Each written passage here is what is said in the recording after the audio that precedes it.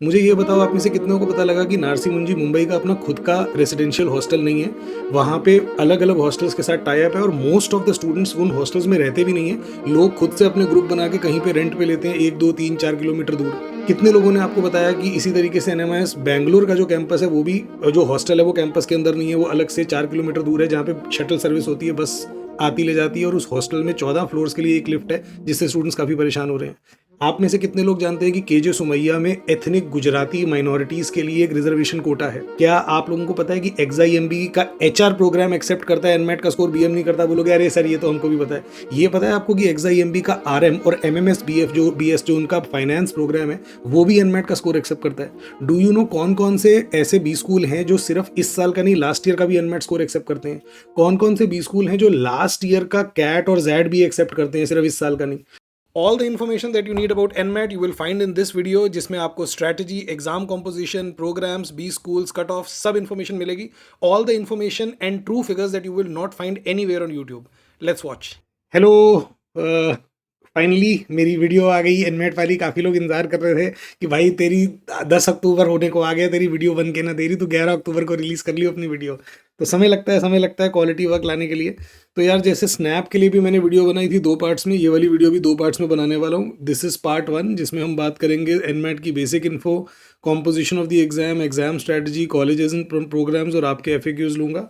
इसी की एक पार्ट 2 आएगी जिसमें मैं डिटेल में बात करूंगा सारे एनमेट एक्सेप्टिंग बी स्कूल्स के बारे में, ग्राउंड रियलिटी की बात करूंगा, रियल नंबर्स और इनसाइट्स शेयर करूंगा। जो भी इन्फॉर्मेशन मैं पार्ट 2 में शेयर करूंगा या पार्ट 1 में भी आज भी जो मैं सजेशंस देने वाला हूँ उसका बेसिस क्या है, the only source I rely upon are my students studying at a given B school. अब आप मैंने बेसिकली ये क्या कर रहा था, क्यों मुझे इतना टाइम लगा? I was gathering information from my students who are studying at these B schools and that conversation and those the answers given by those students forms the basis of whatever I am going to share with you today. अब आप बोलोगे कि sir ऐसा आपको पता नहीं कौन सी खुफिया इन्फॉर्मेशन लग जाती है। आप बताओ, एनमैट को लेके अब तक 10-15 वीडियोस देख ली होंगी अलग अलग यूट्यूब पे, काफ़ी कुछ आपको लग रहा होगा पता लग गया है ना, अलग अलग बी स्कूल की इन्फॉर्मेशन मिल गई। खैर नंबर्स वाली चीज़ तो मैं छोड़ देता हूँ, एवरेज प्लेसमेंट वगैरह वो तो हर जगह ही गलत मिलती है ऑनलाइन। मुझे ये बताओ आप में से कितनों को पता लगा कि नारसी मुंजी मुंबई का अपना खुद का रेसिडेंशियल हॉस्टल नहीं है? वहाँ पे अलग अलग हॉस्टल्स के साथ टाई अप है और मोस्ट ऑफ द स्टूडेंट्स उन हॉस्टल्स में रहते भी नहीं है। लोग खुद से अपने ग्रुप बना के कहीं पे रेंट पे लेते हैं 1, 2, 3, 4 किलोमीटर दूर। कितने लोगों ने आपको बताया कि इसी तरीके से एनएमआईएस बैंगलोर का जो कैंपस है वो भी जो हॉस्टल है वो कैंपस के अंदर नहीं है, वो अलग से 4 किलोमीटर दूर है जहाँ पे शटल सर्विस होती है, बस आती ले जाती है और उस हॉस्टल में 14 फ्लोर्स के लिए एक लिफ्ट है जिससे स्टूडेंट्स काफ़ी परेशान हो रहे हैं। आप में से कितने लोग जानते हैं कि केजे सुमैया में एथनिक गुजराती माइनॉरिटीज़ के लिए एक रिजर्वेशन कोटा है? क्या आप लोगों को पता है कि एक्सआईएमबी का एचआर प्रोग्राम एक्सेप्ट करता है, एनमेट का स्कोर बीएम नहीं करता? बोलोगे अरे सर ये तो हमको भी पता है। ये पता है आपको कि एक्सआईएमबी का आरएम और एमएमएस बीएफ जो बीएस जो उनका फाइनेंस प्रोग्राम है वो भी एनमेट का स्कोर एक्सेप्ट करता है? डू यू नो कौन कौन से ऐसे बी स्कूल हैं जो सिर्फ इस साल का नहीं लास्ट ईयर का भी एनमेट स्कोर एक्सेप्ट करते हैं? कौन कौन से बी स्कूल हैं जो लास्ट ईयर का कैट और जैड भी एक्सेप्ट करते हैं, सिर्फ इस साल का नहीं? तो the point I am trying to make here is कि बहुत सारी ऐसी छुपी हुई इन्फॉर्मेशन होती है कैंपस को लेके, हॉस्टल को लेके, इन जनरल एक्सपीरियंस को लेके, आपकी फीस के अलावा बहुत सारे जो खर्चे होते हैं उनको लेके, which affect your overall experience at a B school. आप सिर्फ प्लेसमेंट के लिए नहीं जा रहे, ठीक है प्लेसमेंट बहुत इंपॉर्टेंट है, there is no doubt, but आपका 2 साल का एक्सपीरियंस क्या होगा, लर्निंग क्या होगी, आप कितना वहाँ पे सीखोगे, ये सारी चीज़ें मैटर करती हैं। और ये चीज़ें वही बता सकता है जो वहाँ पे है, और वो भी 1 या 2 स्टूडेंट से नहीं, क्योंकि वो पर्सनल एक्सपीरियंस भी फिर आ जाते हैं। जब आप 8-10 स्टूडेंट से बात करते हो ना, only then you get to know what the situation at a given B school is. तो इसलिए टाइम लगता है मुझे वीडियोस बनाने में कि आपको मैं एक ग्राउंड रियलिटी और एक होलिस्टिक पिक्चर प्रेजेंट कर सकूं, ठीक है? तो चलो ज़्यादा आपका टाइम वेस्ट ना करते हुए शुरू करता हूं। आपको बता दूं कि इसी टाइप की मैंने वीडियो स्नैप को लेके और जैट को लेके भी बनाई है, वो भी इसी चैनल पे अवेलेबल है। गोइंग, सबसे पहले कुछ बेसिक इन्फो। क्या होता है एनमैट की फुल फॉर्म क्या है? Narsee Monjee Institute of Management Studies, basically NMIMS aptitude test, that is NMAT. इसको कौन किस लिए होता है? It is the screening test for NMIMS as well as quite a lot of other B schools जो एनमेट एक्सेप्ट करते हैं। अब कुछ ऐसे बी स्कूल्स हैं जो सिर्फ फर्स्ट अटेम्प्ट का स्कोर एक्सेप्ट करते हैं, जैसे एनएमआईएमएस खुद हो गया। कुछ ऐसे हैं जो तीनों स्कोर्स एक्सेप्ट कर लेते हैं, जैसे केजे सुमैया हो गया, तापनी हो गया, बात करेंगे उसकी। This exam is conducted by GMAC, graduate management admission council, इसीलिए आप एनमेट बाय जीमैक काफ़ी बार सुनते हो। तो GMAC is the conducting body. GMAC basically बहुत सारे और एग्जाम्स कंडक्ट कराता है including GMAT. Mode of application क्या है, कैट और स्नैप की तरह ये भी ऑनलाइन है।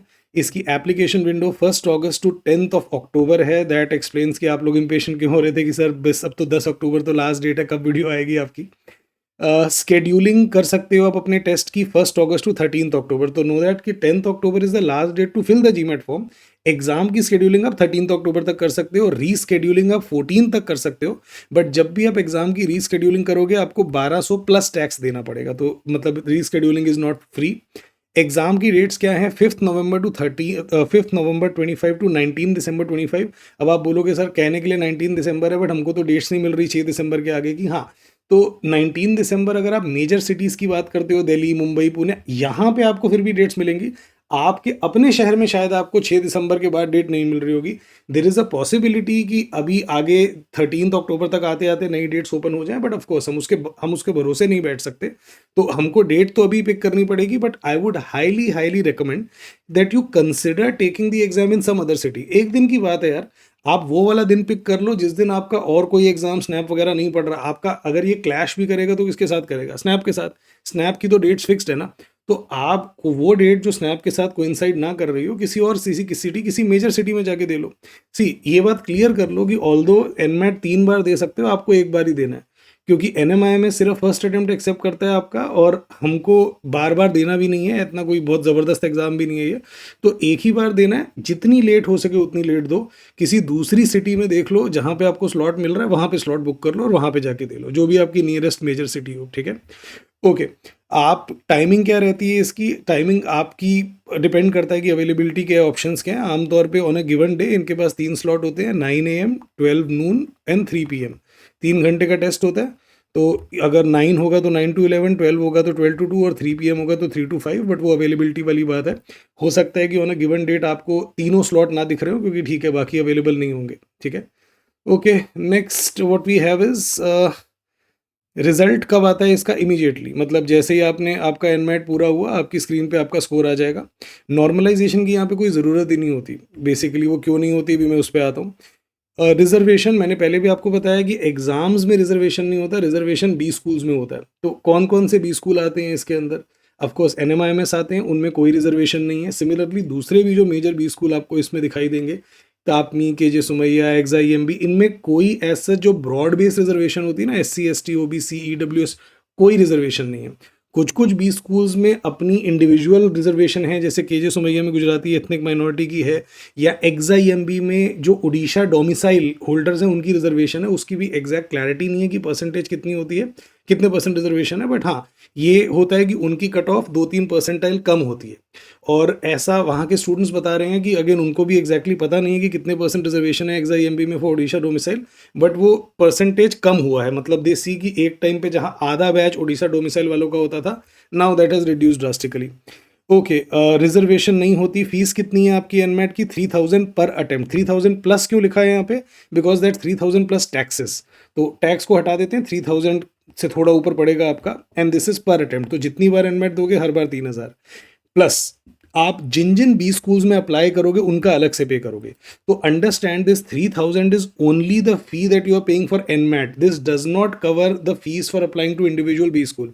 जैसे कैट में जब आपने अप्लाई किया तो IIMs तो सारे अप्लाई हो गए, बट यहाँ पे ऐसा नहीं है। यहाँ पे आप एनमैट की अलग फीस दोगे और बी स्कूल्स की अलग फीस दोगे। फॉर एग्जाम्पल NMIMS के आप अलग फॉर्म भरोगे, उसके बारे में भी बात करता हूँ। तो NMIMS के आप अलग से फॉर्म भरोगे, इसके अलावा तापमी का, IFMR का, KJ सुमैया का, ग्रेट लेक्स, PGPM, XIMB, ये सारे फॉर्म आपको अलग से फिल करने हैं। ये फॉर्म आपको कब तक फिल करने हैं, हर इंडिविजुअल फॉर्म की लास्ट डेट से पहले। तो इनकी लास्ट डेट कब है, अलग अलग बी स्कूल की लास्ट डेट अलग अलग है। कुछ की लास्ट डेट जनवरी में जाके भी है, जैसे आप तापमी की, IFMR की जाके देखोगे तो इनकी आपको अच्छे से मिलेगी कि आगे लास्ट डेट है। तो ज़रूरी नहीं है कि इनका फॉर्म आप इमीडिएटली भरो, बट हाँ इन जो भी किसी भी गिवन बी स्कूल जहाँ पे आप अप्लाई करना चाहते हो उस बी स्कूल की लास्ट डेट से पहले आपको भरना है। ये सारी डेट्स आपको कहाँ पे मिलेंगी, ये सारी डेट्स आपको मिल जाएंगी बी स्कूल पुराण पे। B school Puran is a file that we have created for you. इसमें हर बी स्कूल की डिटेल्स हैं कि इसकी डेडलाइन क्या है, कट ऑफ कितनी, लास्ट ईयर इसकी कैटेगरी वाइज कट ऑफ कितनी गई थी, प्लेसमेंट कितनी गई थी, इसकी कितनी सीट्स हैं, फीस कितनी है, all the details for all the B schools is there in this B school Puran. Okay, कितने लोग देते हैं एनमैट, अराउंड 1 लाख। इसका कोई ऑफिशियल डेटा नहीं होता, but around 1 lakh students take NMAT every year. Next, we come to the composition of the exam. There are 108 questions in 120 minutes. So 108 questions in 120 minutes is roughly 1 minute per question. So that again tells you that this is an exam where speed matters. 3 section होते हैं इसमें. You can choose the order of the section. इसको लेके मैंने देखा कुछ लोग गलत भी बता रहे हैं. आप अपने तीनों सेक्शन का ऑर्डर चूज कर सकते हो, but at the start of the test. Basically test के स्टार्ट में ना इस तरीके की स्क्रीन आपको मिलती है जैसे आप देख रहे हो. यहाँ पे आपको 6 ऑप्शंस दिखाई दे रहे हैं. 6 ऑप्शंस क्यों हैं? क्योंकि 3 सेक्शन को अरेंज करने के 6 तरीके हो सकते हैं ना. 3 फैक्टोरियल पॉसिबिलिटीज हो सकती हैं. जैसे अगर लैंग्वेज स्किल स्टार्टिंग में है तो सेकंड नंबर पे या तो लॉजिकल स्किल होगा या क्वांटिटेटिव स्किल होगा, राइट. तो आप इसमें से कोई एक स्किल चूज कर लेते हो. जैसे यहाँ पे मैंने चूज किया हुआ है कि पहले लैंग्वेज, उसके बाद लॉजिकल, फिर QA. So this way you can choose the order of the sections in which you want to take these sections. ठीक है. तीनों में 36 क्वेश्चंस होते हैं, बट सेक्शनल टाइम लिमिट अलग अलग होती है. जैसे कि आपके लैंग्वेज स्किल यानी जो VARC है उसमें 28 मिनट का टाइम होता है, लॉजिकल स्किल में 40 मिनट्स का टाइम होता है, और क्वांटिटेटिव एप्टीट्यूड या क्वांटिटेटिव स्किल में 52 मिनट्स का टाइम होता है. इन तीनों को अगर आप ऐड करोगे तो that will come to 120 minutes which is the 2 hour duration. So सबसे कम टाइम लैंग्वेज स्किल में. ट्रस्ट मी, आपको अगर लग रहा है कि सर इसमें कम टाइम है, ये वो वाला सेक्शन है जहाँ पे आपके पास टाइम बच जाएगा. और जहाँ पे आपको लग रहा है कि सर यहाँ पे तो बहुत ज़्यादा टाइम दे दिया 52, यहाँ पे आपको 52 मिनट्स कम पड़ेगा. इनफैक्ट उससे कम आपको लॉजिकल रीजनिंग में और ज़्यादा बल्कि टाइम की कमी रहेगी. तो एनीवे जो भी है ये है. 3 सेक्शन है, तीनों की टाइम लिमिट पहले से फिक्स्ड है, नंबर ऑफ क्वेश्चंस फिक्स्ड है, ऑर्डर तीनों सेक्शन का आप डिसाइड कर सकते हो. आपका किसी भी गिवन सेक्शन में जो परफॉर्मेंस होगा उस परफॉर्मेंस को इवेंचुअली स्केल किया जाएगा to a number between 12 to 120. So basically आपको जो रिजल्ट आपका मिलेगा, तो हर सेक्शन के लिए आपको एक नंबर मिलेगा which will be between 12 and 120. तो लेट्स से भगवान करे 100 से ऊपर आए आपका, तो आपका हो सकता है यूं दिखाएगी language skill 100, quantitative skill 110, logical reasoning 105. So it will be a score between 12 to 120.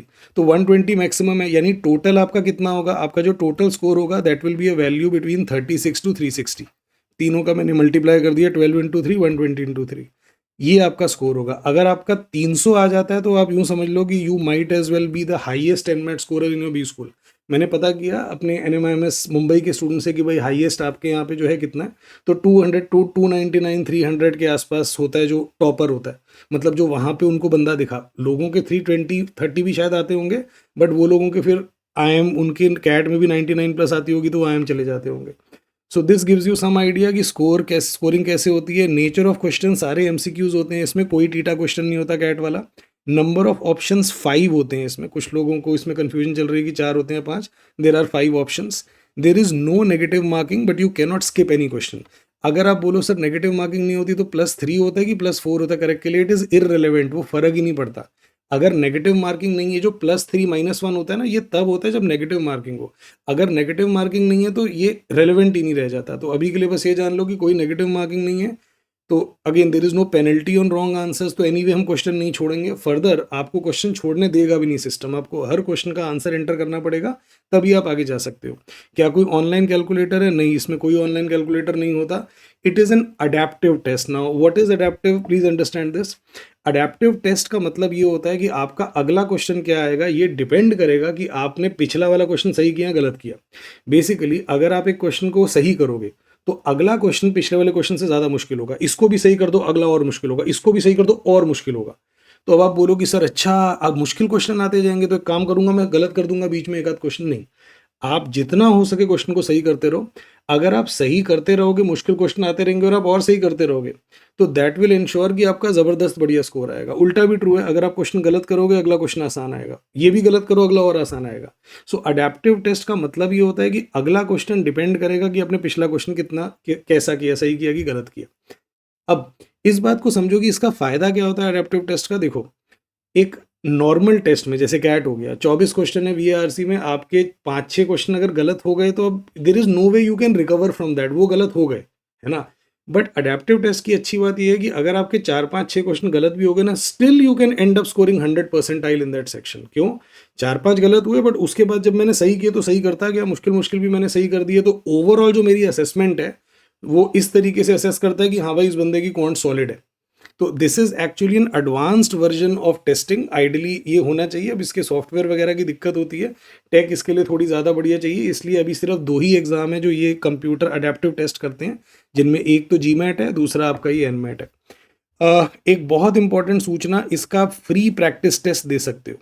Again इसके लिए ऐसा नहीं है कि जो लोग एनमेट की पेमेंट कर चुके हैं वही दे सकते हैं, कोई भी दे सकते हैं, मैंने भी कल दिया। सो एक फ्री एनमेट टेस्ट आप सब लोग दे सकते हो और 2 और ले सकते हो, बट उसके लिए आपको पेमेंट करनी पड़ेगी 1100। तो 1100 इज टोटल फॉर द 2 टेस्ट। क्या आपको ये टेस्ट देने चाहिए? I would suggest that yes, क्योंकि आपको अडेप्टिव टेस्ट मिलेंगे तो है नहीं कहीं प्रैक्टिस के लिए। आप क्या बोलोगे कि सर अभी तो आप कह रहे थे कि हम 5-5 टेस्ट देंगे, हाँ बट हम अडेप्टिव टेस्ट नहीं देंगे, अडेप्टिव टेस्ट कोई नहीं देगा फ्रेंकली आपको, उसके लिए अलग सॉफ्टवेयर चाहिए होता है। तो हम तो नॉर्मल वाला टेस्ट आपको देंगे जो एनमेट टाइप का होगा, बट हाँ आपको अगर अडेप्टिव टेस्ट प्रैक्टिस करना चाहो तो आपको ज़रूर ये 2 टेस्ट परचेज कर लेने चाहिए। कहाँ पे मिलेंगे आपको? ये आप बस आप क्या करो, यहाँ पे जाके लिख दो एनमेट बाय जीमैक, तो आप बस इतना लिखोगे, जो पहली वेबसाइट आएगी यहीं पे आपको रजिस्टर भी करना है और यहीं पे आपको फ्री वाला टेस्ट भी मिल जाएगा। तो ये है रजिस्टर फॉर एनमेट बाय जीमैक। यहाँ पे आपको अपनी डिटेल्स वगैरह फिल करनी है, बताना है कि आप रोबो नहीं हो, और अपना अकाउंट क्रिएट कर लो और यहीं पे आपको फ्री वाला टेस्ट भी मिल जाएगा इनका। ठीक है, चलो भाई पे टाइम वेस्ट नहीं करूँगा, वापस आ जाते हैं जो हम बात कर रहे थे। Okay, so next next we have is आपका रिजल्ट कैसा आएगा। तो जैसा मैं बता रहा था, this is what your result would look like. आपका रिजल्ट जो होगा it would be a number between 12 to 120। तो मैंने जो फ्री वाला दिया था, नेक्स्ट नेक्स्ट करते करते जल्दी जल्दी ये वाला मेरा स्कोर आया था ऐसे, और ये मेरा फाइनल स्कोर बना था। ओके, चलो नेक्स्ट क्या है, टॉपिक्स एंड स्ट्रैटेजी। तो सबसे पहले तो टॉपिक्स की बात कर लेते हैं, क्या क्या टॉपिक्स होते हैं। जैसा मैंने बताया कि आपको 108 क्वेश्चंस करने हैं 2 आवर्स में, तो speed is the name of the game, you can't afford to be slow. जो भी आपको डिफिकल्ट लगे उसको जल्दी छोड़ देना, बस ये इंपॉर्टेंट है। किसी क्वेश्चन पे अटक नहीं जाना, बैठ मत जाना कि लग गए इसको आराम से सॉल्व करता हूँ। आमतौर पे दिक्कत कहाँ पे होती है, क्वांट का कोई क्वेश्चन जो टकर गया और आप सॉल्व करना चाहते हो, कोई सेट आपको मिल गया मुश्किल वाला, आरसीज हमको पता है ये करते हैं, पैरा जंबल में काफ़ी बार होता है अच्छा यार ये ऑप्शन भी लग रहा है ये भी लग रहा है, वो मत करना। एक you need to have very clear stop losses. Stop loss क्या होता है, जैसे अपन पैरा जंबल में भी करते हैं ना, उसी तरीके से एक स्टॉप लॉस आपका होना चाहिए कि इतनी देर में तो मैं क्वेश्चन छोड़ूंगा ही छोड़ूंगा। ऑनलाइन कैलकुलेटर नहीं होता तो मेंटली कैलकुलेट करना है, बट इजी कैलकुलेशन ही होती है, ज़्यादा मुश्किल होती नहीं है। क्या क्या आता है, वी ए आर सीज में आर सीज आते हैं, तो स्नैप में आर सीज नहीं आते, यहाँ पे आर सी आते हैं। बट हाँ, यहाँ पे जो आर सी होते हैं वो कैट के कंपैरिजन में छोटे और आसान होते हैं। मतलब वर्स्ट केस में भी जो आर सी होगा वो कैट के लेवल के, कैट के साइज का आर सी होगा, काफ़ी बार उससे छोटा होगा। और you can be absolutely sure कि कैट जितना मुश्किल आरसी नहीं होगा। क्वेश्चंस कैसे होते हैं आरसी के एंड में, मोस्टली रीजनिंग बेस्ड क्वेश्चंस होते हैं। बेसिकली वही वाले question, main idea, strengthening, weakening, inference, ये वाले टाइप के क्वेश्चन। बीच में कभी कभी आपको वोकेबलरी बेस्ड क्वेश्चन भी मिल जाएंगे आरसी में, something that you will not see in CAT. Okay, fill in the blank आपको देखने को मिलेंगे और काफ़ी सारे देखने को मिलेंगे, और fill in the blank grammar based वाले भी होंगे। मतलब फिल इन द ब्लैंक में आपको प्रेपोजिशन फिल करना है या आपको फ्रेजल वर्ब फिल करना है, ठीक है, या फिर vocabulary based fill in the blank की आपको वर्ड्स दिए और अगेन उसका वर्ड का मीनिंग आना चाहिए। वोकेबलरी बेस्ड क्वेश्चन अलग से भी आते हैं outside of fill in the blank, जैसे कि एनालॉजी, सिनोनिम, एंटोनिम। एनालॉजी समझते होगे आपकी, अगर मैं आपको बोलूँ हैप्पी इज टू एक्सटेटिक, ये आपको पेरेंट पेयर दिया है तो आप कंप्लीट करो हैप्पी इज टू एक्सटेटिक, तो मोरॉस इज टू कंप्लीट करना है आपको। सिनोनिम एंटोनिम आप जानते ही होगे। पैराजंबल आते हैं 5 सेंटेंस वाले पैराजंबल, जैसे कैट में 4 आते हैं, यहाँ पे 5 सेंटेंस होते हैं, but nothing to worry, options दिए होते हैं, तो एलिमिनेशन का यूज़ करना होता है। Grammar is a very important part of NMAT we are see. Grammar अलग अलग तरीके से आ सकता है, एरर आइडेंटिफिकेशन आ सकता है कि भाई 4 पार्ट्स हैं एक सेंटेंस के, बताओ किसमें एरर है। बाकी देखा जाए फिल इन द ब्लैंक में भी जब प्रेपोजिशन से फिल करना है तो वो ग्रामर का ही क्वेश्चन है। फिर उसके बाद सेंटेंस करेक्शन आ सकता है कि एक पार्ट अंडरलाइंड है, बताओ इसको सही से कैसे बोलेंगे। तो expect lot of questions on grammar. One word substitution can be there, sentence completion could be there, कि एक सेंटेंस का पहला हिस्सा दिया है, आपको सेकंड हिस्सा बताना है, उसके लिए आपको समझना पड़ेगा कि सेंटेंस कहना क्या चाह रहा है, and it would require grammar as well. Then idioms and phrases पे क्वेश्चंस हो सकते हैं। तो लार्जली जो आपकी स्नैप वाली वी आर सी है, बस वो स्नैप वाली वी आर सी प्लस उसके अंदर आर सी ऐड कर दो। स्नैप में आर सी नहीं था, यहाँ पे आर सी है, बाकी कुछ ज़्यादा फर्क नहीं है। Reasoning, now one major difference between SNAP and NMAT reasoning is कि स्नैप की रीजनिंग में अब एक तो नॉर्मल वाली रीजनिंग होती है जो असल में रीजनिंग है, फिर एक वर्बल रीजनिंग होती है जो मैं पढ़ाता हूँ। एनमैट वाली रीजनिंग में ना आपको वर्बल रीजनिंग बहुत सारी मिलेगी, you will find that majority of the reasoning questions are actually the reasoning जो मैंने आपको पढ़ाई है, इंस्टेड ऑफ द जो रीजनिंग जो आपको समीर सर ने पढ़ाई हो। तो कौन सी वाली रीजनिंग आती है, पहले तो मतलब समीर सर वाली रीजनिंग की बात कर लेते हैं, प्रॉपर एलआर। प्रॉपर एलआर क्या हो गया, वही मतलब इंडिविजुअल क्वेश्चन हो गए कि भाई 3 लोग हैं, एक वहाँ बैठा है, एक इधर नहीं बैठा है, जो यहाँ बैठा है उसने टोपी नहीं पहनी है, तो बताओ कौन क्या है। अरेंजमेंट्स वाले क्वेश्चन लीनियर सर्कुलर दोनों हो सकते हैं। Input output questions, number series, letter series, even coding decoding के भी क्वेश्चंस रेयरली आते हैं। अब वर्बल रीजनिंग जो है ना, this is a combination of GMAT type reasoning and SSC reasoning. मैंने स्नैप में क्या बताया था कि एसएससी वाली रीजनिंग आती है, यहाँ पे एसएससी वाली रीजनिंग प्लस जीमैट वाली रीजनिंग। जीमैट वाली रीजनिंग बोले तो इन्फरेंस, मतलब प्रॉपर इन्फरेंस। एक पैराग्राफ है, पैराग्राफ के एंड में, पैराग्राफ छोटा होगा, ज़्यादा बड़ा नहीं होगा, 2-3 लाइन का, और वो पूछेगा which of the following can be inferred, which of the following have been implied, which of the following must be true. Basically जो हम सीआर प्रैक्टिस सेशंस में क्वेश्चन कर रहे हैं ना क्रिटिकल रीजनिंग के, वो वाले टाइप के question. Similarly strengthening the argument, weakening the argument, conclusion क्या होगा ऊपर वाले पैराग्राफ का, ऊपर जो पैराग्राफ है उसमें अजम्पशन क्या है, पूरी ये वाली रीजनिंग आपको मिलेगी। कुछ कुछ क्वेश्चंस आपको डिसीजन मेकिंग के भी मिल सकते हैं, ये वो जैट में जो डिसीजन मेकिंग आती है ना, वो वाली डिसीजन मेकिंग है। ज़्यादा नहीं, बट 2-3 क्वेश्चन मिल सकते हैं। स्टेटमेंट अजम्पशन की एक स्टेटमेंट दी है, बताओ इसमें अजम्पशन क्या है, how is it different from the earlier. ये प्रॉपर पैराग्राफ था, यहाँ पे एक स्टेटमेंट दी होती है और उसमें पूछता है कि बताओ स्टेटमेंट में अजम्पशन क्या है। Statement, conclusion, cause effect, course of action, assertion reasoning, ये आपकी पूरी की पूरी एसएससी वाली रीजनिंग आ गई।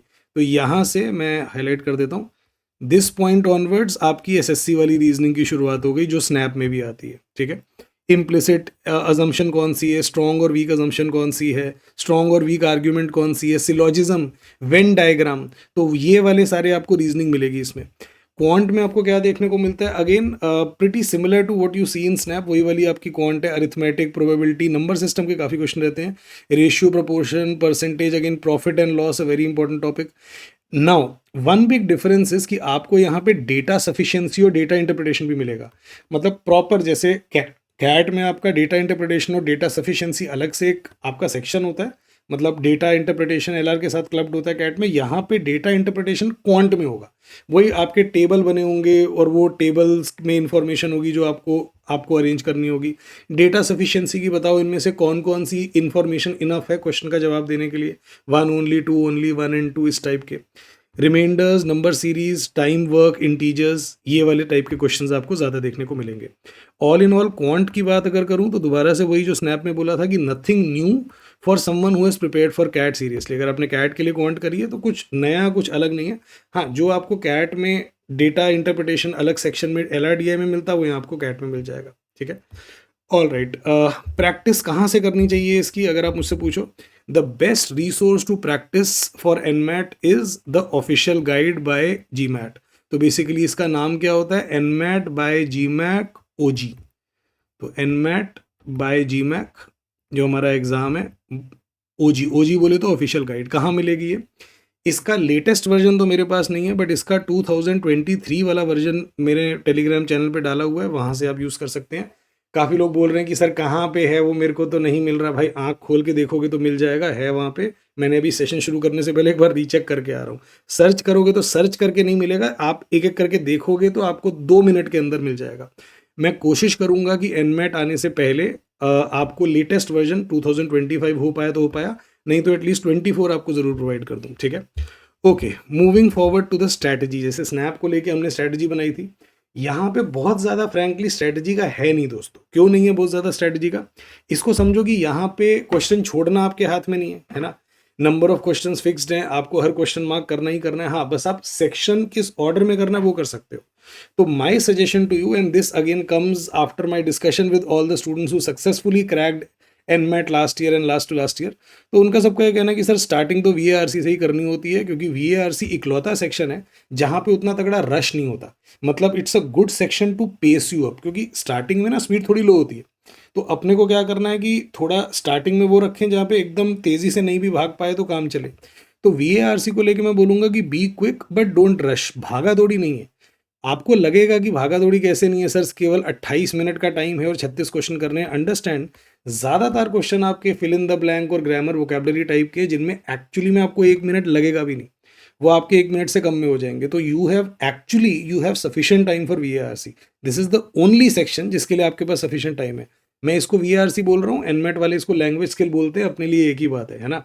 ओके, देखो वोकैबुलरी और ग्रामर को लेके ना तो मैं बोलूँगा सीधा सीधा अपने इंस्टिंक्ट्स पे रिलाई करना, 30 सेकंड में करना। अगर एक सेंटेंस का सिनोनिम पूछ रहा है, जो आपको फीलिंग आ रही है ना कि आई थिंक दिस इज, बस सोचना नहीं है, फीलिंग आ रही है मार्क करो, आगे बढ़ जाओ। आपकी इंस्टिंक्ट जो होती है ना वो मोस्टली सही होती है, गलत भी हुई तो नेगेटिव मार्किंग तो है नहीं, और अपने को कुछ ना कुछ तो मार्क करना ही है, छोड़ने का तो ऑप्शन अपने पास है नहीं। So for grammar and vocabulary completely rely on your instincts. In fact मैं आगे चल के चलो भी वो दूसरे सेक्शन में बताता हूँ।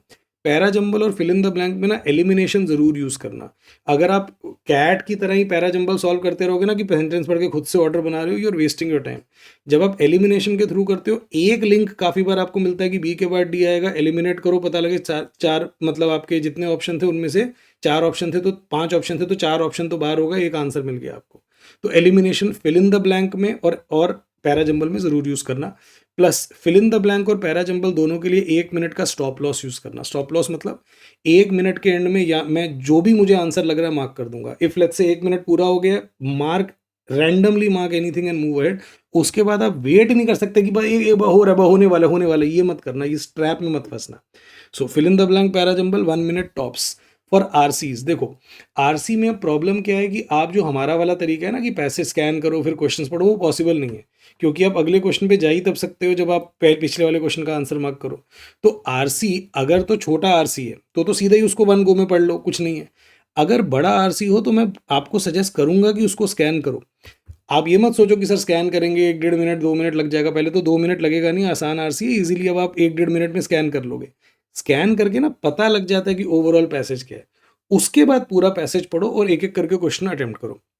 Once you have scan the passage, उसके बाद you can, after scanning the passage you can read the question in front of you. आपको एक क्वेश्चन दिखाई दे रहा होगा अभी, तो आप उस एक क्वेश्चन को पढ़ लो स्कैन करके and then read the passage, इसका आंसर जहां पे मिले मार्क कर दो। अगले वाले क्वेश्चन पे जाओ, अगेन पहले क्वेश्चन पढ़ो। तो यहाँ पे हमको क्या करना है, पैसेज स्कैन किया, क्वेश्चन देखा, पैसेज पढ़ने लग गए, जहां पे आंसर मिला मार्क कर दिया। अगले एक पैसेज में 3-4 क्वेश्चन हो सकते हैं। नेक्स्ट पे जब आप गए तो अगेन पहले क्वेश्चन पढ़ो, अब दोबारा से पैसेज पढ़ो, फिर अगले पे गए क्वेश्चन पढ़ो, इस तरीके से करना है। तो यहाँ पे बेसिकली क्या है, पैसेज स्कैन किया, उसके बाद क्वेश्चन पढ़ के पैसेज पढ़ रहे हैं, क्वेश्चन पढ़ के पैसेज पढ़ रहे हैं, क्वेश्चन पढ़ के पैसेज पढ़ रहे हैं, एक क्वेश्चन का आंसर मार्क करते हैं, अगले पे जाते हैं, ये करना है।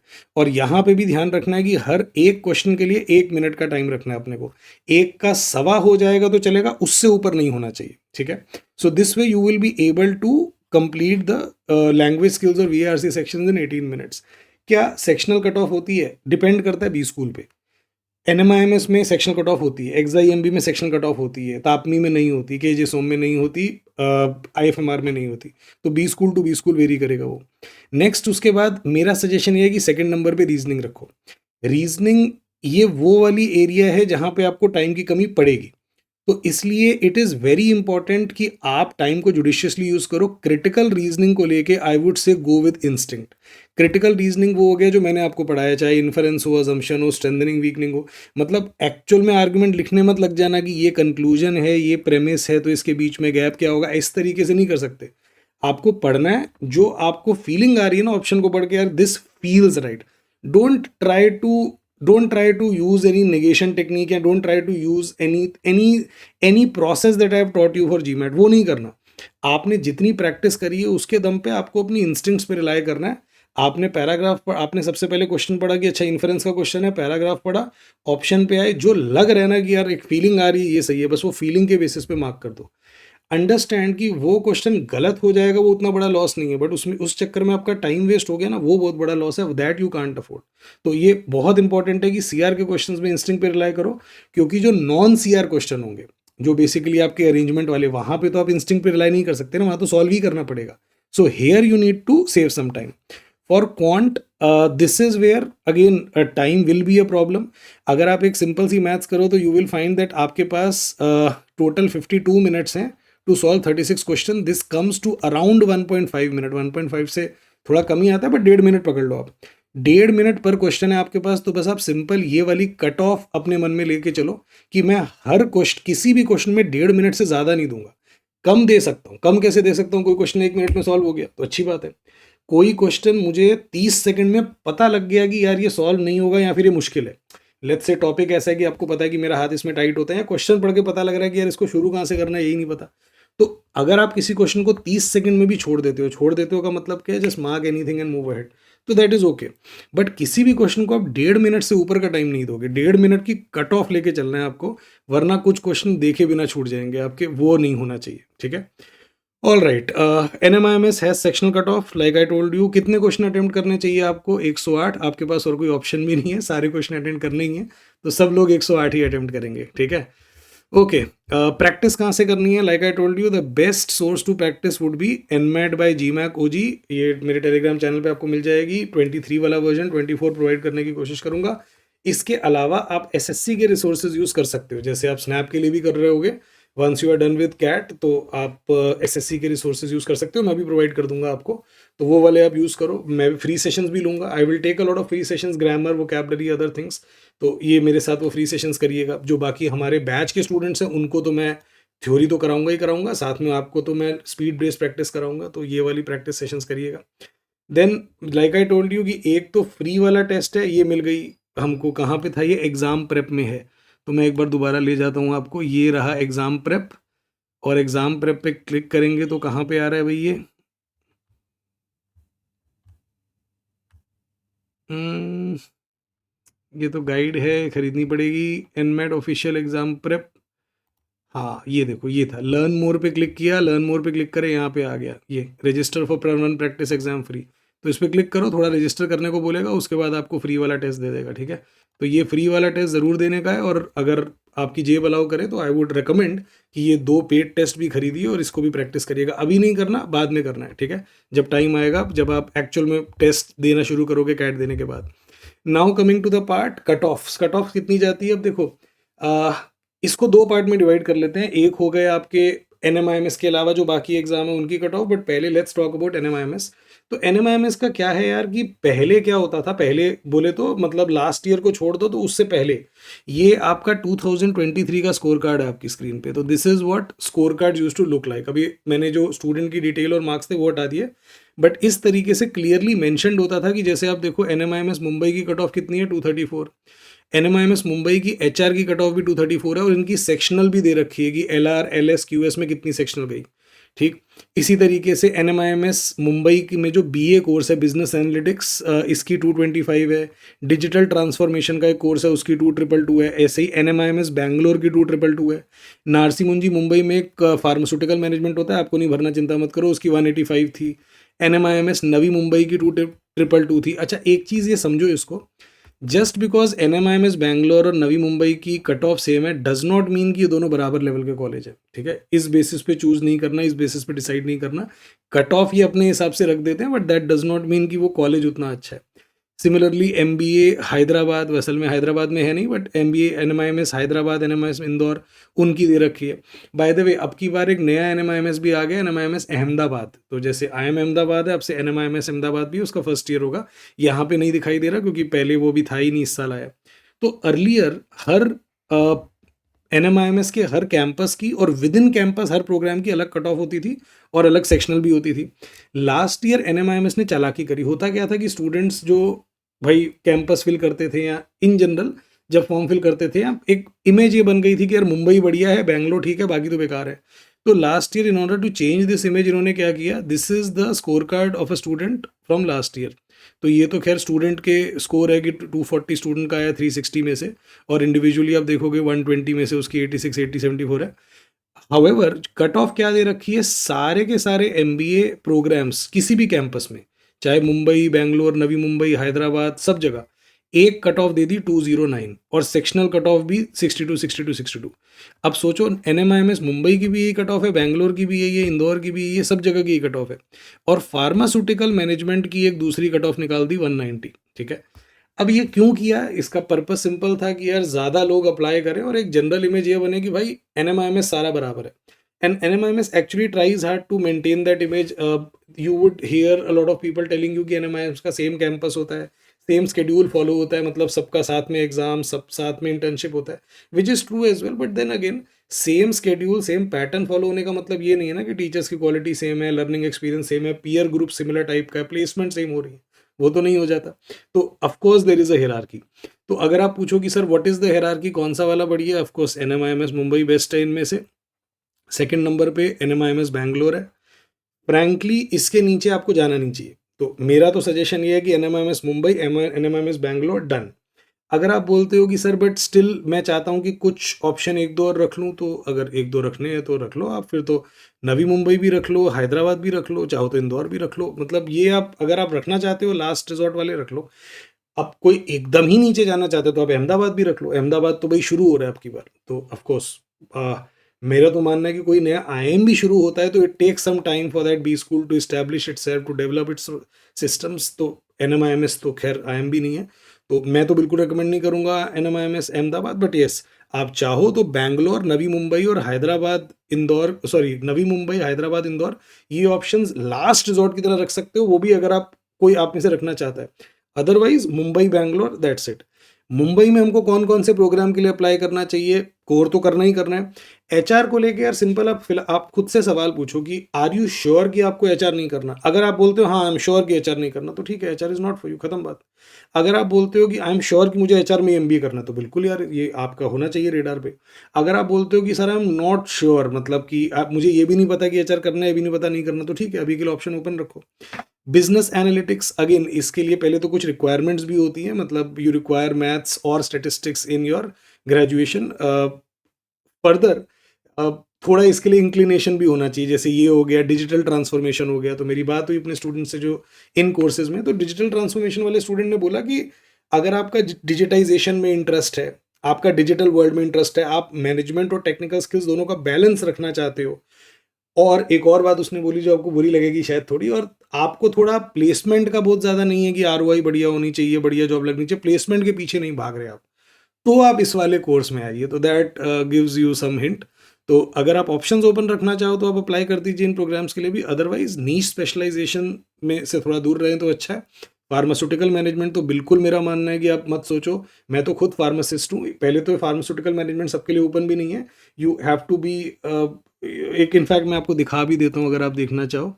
सो here you go, I think यहाँ पे हमको मिल जाएगा। यस, सो बिजनेस एनालिटिक्स और डिजिटल ट्रांसफॉर्मेशन, इनके लिए you have to be from one of these background. ये आपकी बैचलर्स डिग्री इनमें से किसी में होनी चाहिए। बेसिकली ये वो वाली सारी डिग्रीज है जिनमें ग्रेजुएशन में आपने स्टैटिस्टिक्स या मैथ्स में से कम एक चीज़ पढ़ी होगी। फार्मास्यूटिकल मैनेजमेंट के लिए आपको B pharmacy, BDS, BAMS, biochemistry, biotechnology, MBBS, कोई एमबीबीएस करके क्यों आएगा, माइक्रोबायोलॉजी, इनमें से कोई एक होना चाहिए with 50%। So practically speaking I would, unless you are clear कि हाँ यार मुझे I want to build a career in analytics, I want to build a career in digital transformation, तो अलग बात है। Otherwise you can avoid these courses. You can for now be interested only in core and HR. अगर उसमें भी आपको clear है कि सर मुझे एचआर में क्लियर है कि मुझे करियर बिल्ड नहीं करना, तो एचआर भी छोड़ सकते हो। मैंने एक वीडियो बनाई है बी स्कूल प्रोग्राम्स को लेके, जिससे आपको काफ़ी अच्छी इंसाइट मिलेंगी कि कौन सा प्रोग्राम में अपने को जाना होता है, कौन से में नहीं जाना होता, अलग अलग प्रोग्राम में डिफरेंसेस क्या होते हैं। वुड हाईली रिकमेंड कि आप ये वीडियो देखो। Okay, so this is about NMIMS. अब सिलेक्शन प्रोसेस की बात करिए तो कट ऑफ की बात हो गई। अच्छा, बाकी जो बी स्कूल है, जैसे एक्सआईएमबी है, एक्सआईएमबी का एचआर प्रोग्राम है, आरएम प्रोग्राम है, एमएमएस बीएस प्रोग्राम है, तो अलग अलग प्रोग्राम की अपनी अलग अलग कट ऑफ होती है। जैसे एक्सआईएमबी की अगर मैं बात करूं तो यू कैन एक्सपेक्ट कि 230 प्लस के ऊपर आपको स्कोर चाहिए। सिमिलरली अगर हम बात करते हैं तापनी की, आईएफएमआर की, जो पीजीपीएम प्रोग्राम है ग्रेट लेक्स का, तो इन सब की अपनी अपनी कट ऑफ होती है। ऑल्सो अंडरस्टैंड कि cut off does not necessarily mean call, ये बात ध्यान रखना। वो प्रोफाइल पे भी डिपेंड करता है। जैसे आपका पीजीपीएम प्रोग्राम है तो वो प्रोफाइल देखेगा, हो सकता है कि एक बंदे को 210 215 पे भी कॉल कर दे, बट आपको 220 पे भी ना करे। तो cut off does not give you a fair indication की कॉल आएगी कि नहीं आएगी। For non NMIMS B schools की बात कर रहा हूँ। अब जितने भी बी स्कूल हैं वो अपना अपना अलग अलग प्रोसेस फॉलो करते हैं। अभी मैं सिर्फ एनएमआईएमएस के प्रोसेस की बात कर रहा हूँ कि एक बार आपको, लेट्स से आपकी कट ऑफ क्लियर हो गई, आपको अगर कॉल आई तो उसके बाद क्या होगा। तो एनएमआईएमएस, सारे के सारे एनएमआईएमएस का इंटरव्यू एक साथ होता है मुंबई पे, तो आपको मुंबई ही जाना पड़ेगा। तो आप मुंबई जा रहे हो, इसमें ऐसा नहीं होता कि दिल्ली अलग सेंटर है, नहीं, आप सब लोगों को मुंबई जाओगे। और मुंबई जाओगे तो अपना रहना खाना आप देखोगे, आपको प्रोवाइड नहीं करेंगे। वो जिनका सिलेक्शन हो गया मुंबई में, वो उनको प्रोवाइड नहीं करते, वो बाहर हॉस्टल लेके रह रहे हैं, आपको क्या करेंगे। तो एनएमआईएमएस मुंबई, आप मुंबई जाओगे, चाहे आप, अब तो सारे के सारे एनएमआईएमएस एमबीए का एक ही कट ऑफ निकलती है, तो आई एक्सपेक्ट कि अब की बार भी यही होगा कि एक कट ऑफ निकाल देंगे कम वाली, ताकि ज़्यादा से ज़्यादा लोगों को लगे कि यार मेरा चांस है। To be fair, I must mention here कि there are students who have converted NMIMS Mumbai last year at 218, 220, 225 हैं ऐसे स्टूडेंट. एक तो ये हो सकता था कि बुलाने को सबको बुला लिया, 209 वाले को भी बुला लिया, बट NMIMS मुंबई 250 से कम वाले को दे ही नहीं रहे. बट ऐसा नहीं है. There are students who have actually converted NMIMS Mumbai at a lower NMAT score, and why were they able to do that, you are about to find out. तो देखो, मुंबई जाओगे आप, मुंबई जब आप जाओगे तो वहाँ पे आपका एक दूसरा टेस्ट होगा, कॉम्पिटेंसी टेस्ट. ये कॉम्पिटेंसी टेस्ट आपका इंटरव्यू वाले दिन एक साथ ही होगा. अब ये कॉम्पिटेंसी टेस्ट क्या होता है, पहले तो ये जान लो कि इसकी अलग से फीस देनी पड़ेगी. तो जब आप मुंबई वहाँ पे जाओगे, अलग से फीस दोगे. वो फीस कितनी होगी, 1000 रुपये से ऊपर होगी. अब वो कितनी एग्जैक्टली होगी आपको पता लग जाएगा. ये जो कॉम्पिटेंसी टेस्ट होता है ना यार, ये लास्ट ईयर ही आया है. तो last year was the first time कि ऐसा कुछ हुआ.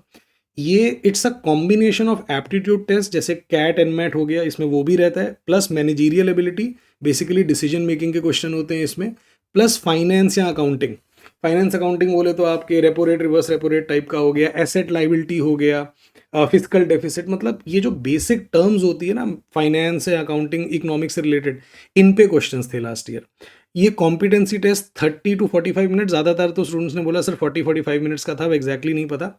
ऑफ कोर्स वो रिलीज तो करते नहीं है वाला कॉम्पिटेंसी टेस्ट.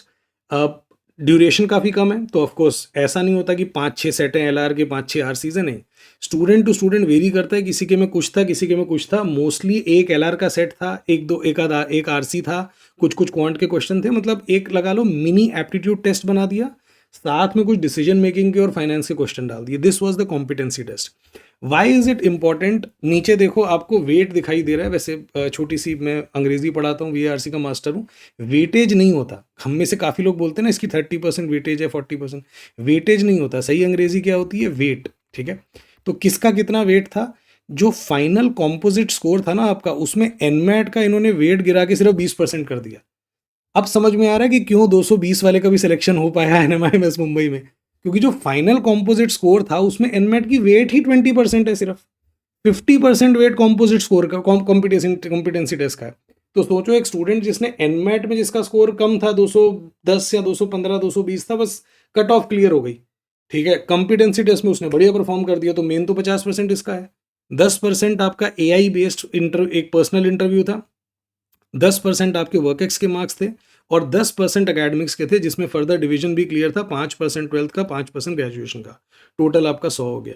तो एक इसमें एक अच्छी लर्निंग आपको ये मिलती है कि even if you do not perform exceptionally well in NMAT, but if you are able to clear the cut off, the hope is still there that you can still make it to NMIMS Mumbai. ठीक है, बढ़िया. But ये NMIMS Mumbai remember सिर्फ पहला वाला attempt लेता है, तो दैट इट इज इंपॉर्टेंट कि आपका पहला अटेम्प्ट बढ़िया जाना चाहिए. ठीक है. सेकंड अटेम्प्ट आप देने को दे सकते हो, बट उससे उसके थ्रू आप NMIMS नहीं जा पाओगे.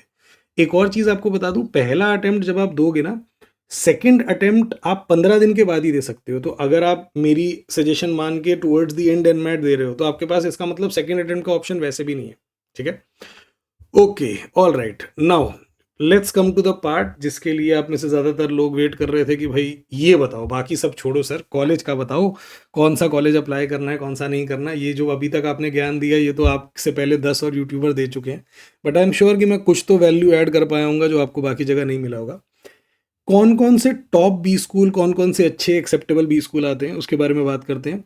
फ्रैंकली स्पीकिंग, NMAT में कोई भी टॉप B स्कूल नहीं है. ठीक है. तो आप बोलो फिर ये क्या टॉप क्यों लिख के लाया, ये क्या लिखा है तूने. रिलेटिव टर्म्स में यार करना था कि भाई इनमें अगर मैं कंपेयर करूं तो कौन है जिसको मैं टॉप बोल सकता हूं. अदरवाइज फ्रैंकली कोई ऐसा B स्कूल नहीं है यहाँ पे जिसको आप कंपेयर करोगे ABC, LI से या XLRI से. हाउएवर स्टिल अमंग दीज अगर आप देखोगे तो टॉप B स्कूल कौन से हैं, NMIMS Mumbai and Great Lakes का PGPM प्रोग्राम. अब आई नो ये वाली के नीचे कुछ तो कमेंट आएगा, अरे सर ऊपर वाले से डरो, ग्रेट लेक्स चेन्नई का PGPM प्रोग्राम को आप NMIMS मुंबई के बराबर डाल रहे हो, ये आती है आपको, ये आपने पता किया. हाँ, तो उसका रीज़न भी दे देता हूँ. मैं डिटेल में B स्कूल्स के बारे में अभी बात नहीं करूँगा. मैंने उसको लेके मैंने बहुत सारी इन्फॉर्मेशन मेरे पास आ गई है, बट उसको कैटलॉग करना ज़रूरी है, उसको कॉन्टेक्चुअलाइज करना ज़रूरी है, और कॉन्टेक्चुअलाइज करके प्रेजेंट करूँगा आपसे, आपके लिए लेके आया हूँ. But I just want to give you some idea as to what I have been doing. जैसे this is NMIMS Mumbai. Again इसमें बहुत सारी इन्फॉर्मेशन आनी है, थोड़ी सी इन्फॉर्मेशन जो भी मैंने डाल दी अभी के लिए. NMIMS का टोटल खर्चा जो आपका पड़ेगा ना, वो 40 लाख पड़ेगा. ठीक है. 40 लाख कैसे पड़ेगा, 23 इनकी कुछ फीस जो पड़ेगी 23-24 लाख समथिंग है, उसके अलावा 23-24 लाख नहीं, सॉरी मैंने कम बोल दी, आई थिंक 26 लाख पड़ेगी। ये भी मैं 27 की फीस लेके बोल रहा हूँ, आपकी फीस हो सकता है और बढ़ जाए। ये तो मैं जो भी मैंने फिगर्स लिए हैं ये मैंने अपने 27 के स्टूडेंट से बात करके लिए। However what is important is कि मुंबई महंगी जगह है और इनका अपना कोई हॉस्टल नहीं है वैसे, नारसी मुंजी का, एनएमएमएस मुंबई का। इनके टाई अप्स हैं कुछ कुछ हॉस्टल्स के साथ जो कि अलग अलग डिस्टेंसेस पे हैं कैंपस से। प्रॉब्लम ये है कि ये जिन हॉस्टल के साथ टाई अप है ना, उनके रेट बहुत हाई है। इनफैक्ट मेरे पास वो फोटो भी है, अगर आप देखना ही चाहो कि सर एक बार दिखाओ दिखाओ दिखाओ, तो मैं आपको दिखा भी देता हूँ।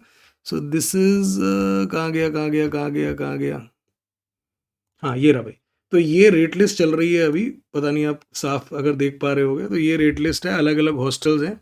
तो जो ये तो नॉन एसी वाला है, चलो नॉन एसी भी अगर ले लेंगे ठीक है भाई। हॉस्टल फीस तो कितनी आ रही है 10 महीने की, 2.5 लाख। अब इसमें टोटल हो गई 2,60,000, तो ये तो नॉन एसी है। एसी वाला लोगे 2,25,000 सबसे सस्ता है। बाकी नीचे आओगे आप तो और बढ़ते जाएंगे, जितना आपको लेना है, 4,50,000, 3,70,000। सो द ट्रूथ इज़ कि मुझे स्टूडेंट्स ने बताया कि ज़्यादातर जो स्टूडेंट्स हैं एनएमएस मुंबई के, वो हॉस्टल्स में रहते भी नहीं, वो अलग से अपना रेंट पे, मतलब 4-5 लोग मिलके एक रेंट ले लिया फ्लैट। अब आप बोलोगे सर ले लेंगे 25-30 हज़ार वाला फ्लैट ले लेंगे, हाँ, तो दैट्स द प्रॉब्लम, मुंबई में मिलेगा नहीं वो। ज़्यादातर स्टूडेंट्स जो रेंट पे रह रहे हैं उनका rent 80,000 to 1 lakh per month है। हाँ, 80,000 टू 1 लाख पर मंथ का रेंट है, उसमें 4-5 लोग मिलके रहते हैं, ठीक है। तो टोटल मिला के आपका रहना खाना, क्योंकि अगर आप रेंट पे रह रहे हो तो खाना या तो खुद बनाओगे, खुद तो कहाँ ही बनाओगे, तो कोई मेड वेड लगाओगे, फिर खाने का खर्चा भी होता है। फिर आप जहाँ पे रह रहे हो वहाँ से कॉलेज आओगे जाओगे भी, है ना, क्योंकि भाई आप अब आप बोलो सर मैं एकदम पास में रह लूँगा, ये तो प्रॉब्लम है। एनएमआईएमएस मुंबई के पास में लोगे तो विले पार्ले में लेना पड़ेगा वहाँ पे, और वहाँ पे तो अच्छे से जंप कर जाएगा किराया। तो ज़्यादातर स्टूडेंट 3-4 किलोमीटर की दूरी पे अंधेरी वगैरह कहीं जाके रहते हैं। तो पॉइंट इज़ कि 40 लाख के आसपास का आप खर्चा लेके चलो, ठीक है। अब सोचो 40 लाख खर्च करके आपकी कोर में जो जॉब लग रही है 22 लाख की। अगेन अगर आप बोलोगे कि सर मैंने तो देखा है ऑनलाइन, तो जो प्लेसमेंट लग रही है एनएमआईएमएस मुंबई की, वो मैंने तो कुछ और फिगर देखी थी। हाँ, आपने कुछ और फिगर देखी होगी, कोई बड़ी बात नहीं है उसमें, बट वो ठीक नहीं है, वो सही नहीं है फिगर। फ्रैंकली मैं ये भी नहीं बोलूँगा कि जो 25 की फिगर थी उसको हमको मानना चाहिए। मैंने पहले भी स्नैप में भी बताया 25 was an year of exception, market खराब थी, तो उसके बेसिस पे जज नहीं करना चाहिए। हाँ, 22, 23, 24, 25 4 साल का एक अंदाज़ा ले सकते हैं। तो मैंने उसको और अलग अलग जो 25 में जो ग्रेजुएट हुए, जो 26 के स्टूडेंट्स हैं अभी पढ़ रहे हैं, 24 वाले, उन सब से कंसल्ट करके this is the realistic figure that I have arrived at, 20 to 22 lakh for core, 16 to 17 for HR, ठीक है। Now this is obviously not a bad number. Further मैं ये नहीं बोलूंगा कि सिर्फ इस प्लेसमेंट कोई मैं देख रहा हूँ, हमको इसको भी देखना है कि एनएमआईएमएस मुंबई की बढ़िया ब्रांड वैल्यू है। You have to give that. NMIMS Mumbai has a great brand value specially in Maharashtra, ठीक है। अब मैंने स्नैप को लेके भी बताया था, SIBM Pune with in Maharashtra बहुत बढ़िया ब्रांड वैल्यू है। हर जगह नहीं है उतनी, IIM की पूरे इंडिया में होती है, बट एटलीस्ट महाराष्ट्र में बहुत अच्छी ब्रांड वैल्यू है। मुंबई है, आपकी प्लेसमेंट चांसेस आर कि आपकी प्लेसमेंट मुंबई की कंपनी में होगी। तो आप अगर फाइनेंस में पर्टिकुलरली जाना चाहते हो, इन जनरल आप बिग सिटी में रहना चाहते हो, तो this is your gateway to it. So वो सारी चीज़ें हैं। अब मैं इसी को कंपेयर करना चाहता हूँ जल्दी से ग्रेट लेक्स के PGPM प्रोग्राम से। तो this is something that I am working on. तो अगेन ये अभी पूरा नहीं हुआ, इसमें और बहुत कुछ ऐड होना है, बट मोटा मोटा आप देख पा रहे हो कि मैं क्या कर रहा हूँ। एलिजिबिलिटी, कैंपस, हॉस्टल, अगेन ये सारी चीज़ें मैटर करती हैं इवेंचुअली, प्रोज एंड कॉन्स। अब ये great lakes Chennai, I don't say that it is an unmitigated good. In fact पहले तो ये चेन्नई बोलना ही गलत है, क्योंकि एक्चुअली में इनका कैंपस चेन्नई में नहीं है। चेन्नई से 60 किलोमीटर दूर एक जगह है, वहाँ पे इनका कैंपस है। इनफैक्ट महाबलीपुरम बीच के काफ़ी पास पड़ता है इनका campus. What is important is कि यहाँ पे आपको पे करोगे 23 lakh with hostel, with everything included, सब इंक्लूडेड 23 लाख में। और यहाँ पे एवरेज पैकेज जो आपका है वो 16 लाख है। अब अगेन पहले तो ये क्लियर कर दूं कि PGPM सबके लिए नहीं है, ये उन्हीं लोगों के लिए जिनके पास 2 साल का वर्क एक्स है। तो आप में से काफ़ी लोग तो शायद एलिजिबल भी नहीं होंगे इसके लिए। फर्दर आपको बता दूं कि एक्चुअल में बैच में 5-6 साल वाले वर्क एक्स वाले लोग भी हैं, इसलिए मैंने ये भी लिख दिया that the average work ex is 3.5 years. Also something जो मैं गारंटी देता हूँ आपको नहीं पता होगा, कि ये वर्क एक्स कैलकुलेट करते हैं एज ऑन 30 अप्रैल 2026। तो ये कैट वाला वर्क एक्स नहीं, आपका 30 अप्रैल 2026 यानी कि अगले साल अप्रैल 26, 30 अप्रैल 2026 को जो वर्क एक्स होगा वो काउंट होगा। तो अगर आपका तब तक 2 साल हो चुका है तो आप इसके लिए एलिजिबल है। नाउ लेट्स से अगर आप इसमें आपका सिलेक्शन हो जाता है तो 23 लाख आपकी फीस है और 16 लाख की जॉब लग रही है। कंपेयर कर रहे हो इसको एनएमआईएमएस मुंबई से, जहाँ पे 40 लाख दे के आपकी 21 पकड़ लेते हैं, 21 लग रही है। अब बताओ आपको कहाँ का आरओआई बेटर लग रहा है, कौन सा 17 लाख रुपए और दे के 4-5 लाख की बेटर जॉब लग रही है। अब ये एक चीज़ थी, अब एक और चीज़ ऐड करो, यहाँ पे बैच साइज 320 है, एनएमआईएमएस मुंबई का बैच साइज 800 से तो ऊपर ही ऊपर जा रहा है, ठीक है, आपका कितना जाएगा एग्जैक्टली नहीं पता, बट 800 से ऊपर जाने वाला है, और वो भी तब अगर मैं सिर्फ कोर और एचआर को ऐड कर रहा हूँ। Understand your ROI is directly affected by the batch size. क्यों? जितना बैच साइज बढ़ा उतना कंपटीशन ज्यादा, उतना फाइट ज्यादा मारनी पड़ेगी। This is exactly the problem that KJ Somaiya is also facing. Batch size बहुत बड़ा है तो स्टूडेंट्स बता रहे हैं कि सर फाइट बहुत मारनी पड़ रही है, क्योंकि ऐसा तो है नहीं कि कंपनी आएगी तो 10 का 20 लोग ले जाएगी, उनका तो क्लियर रहता है कितने लोग लेके जाने हैं। तो दैट इसीलिए मैंने आरओआई में लिखा बैच साइज को। एक और चीज आपको पता होगा, पीजीपीएम 1 साल वाला प्रोग्राम है, तो सोचो इंस्टेड ऑफ 2 साल एमबीए करने की जगह आपने 1 साल में एमबीए कर ली। इमेजिन करो अगर आप 2026 में शुरू कर रहे हो और 28 में ख़त्म कर रहे हो, तो आप 28 में काम करना शुरू करोगे एमबीए के बाद। यस, लेट्स से आप काम करना चाहते हो अप टिल 58, मैं अभी एक एज ले रहा हूँ कि आपने सोचा भाई ये मेरी रिटायरमेंट एज है, तो आपके पास टोटल काम करने के लिए 30 ईयर्स हुए। यही अगर आप 1 साल का प्रोग्राम ज्वाइन करो और 2027 में पूरा करोगे, तो आपका 1 साल का काम करने की आपकी ड्यूरेशन, आपकी वर्क लाइफ, आपकी जो टोटल आपका रनवे वो बढ़ गया। ये 1 साल कहाँ बढ़ा? आप बोलोगे कि सर ये 1 साल तो मेरा स्टार्टिंग का बढ़ गया, कि मतलब लोअर पोजीशन पे। गलत, आपका ये 1 साल एंड में बढ़ा है। अब इसके लिए थोड़ा लॉजिक अगर लगा के सोचोगे तो पता लगेगा। अगर कोई बंदा आर्मी में ज्वाइन कर रहा है let's say at a certain age, और वो मैक्सिमम ब्रिगेडियर तक पहुंचा, वही अगर वो बंदा 2 या 3 साल पहले ज्वाइन कर लेता, तो वो ब्रिगेडियर की जगह कहाँ पहुंचता, एक स्टेप और आगे पहुंचता, शायद मेजर जनरल बनता, या ब्रिगेडियर वाली पोजीशन पे ही 3 साल और बिताता। तो जब भी कभी इस तरीके से आप 1 साल जल्दी शुरू करते हो अपनी पोस्ट एमबीए लाइफ, तो वो जो एक्स्ट्रा टाइम है वो आपके स्टार्टिंग वाले में काउंट नहीं होता, वो एंड वाले में आपकी लाइफ बढ़ाता है। तो आप सोचो कि आप अपने करियर के एंड में जब सीईओ बन गए हो और आपको 1 साल और मिल गया है सीईओ, तो इमेजिन करो कि उस 1 साल की वैल्यू ऐड करो। तो ये सारी चीजें अगर आप ऐड करोगे, तो again in my understanding, in my the way I look at holistic, the way I look at the holistic picture, I would believe that Great Lakes Chennai PGPM is actually better than NMIMS Mumbai. अब ठीक है, इस पे आप disagree कर सकते हो, कोई बोलेगा कि भाई मैं तो नहीं मानता, वो फाइन, मैं आपको अपना तर्जिया, अपनी एनालिसिस दे रहा हूँ। तो मेरे हिसाब से 2 टॉप 20 स्कूल्स हैं यहाँ पे, Great lakes institute of Chennai, Great lakes institute of Management in Chennai, not which is not exactly in Chennai actually, इसका पीजीपीएम प्रोग्राम।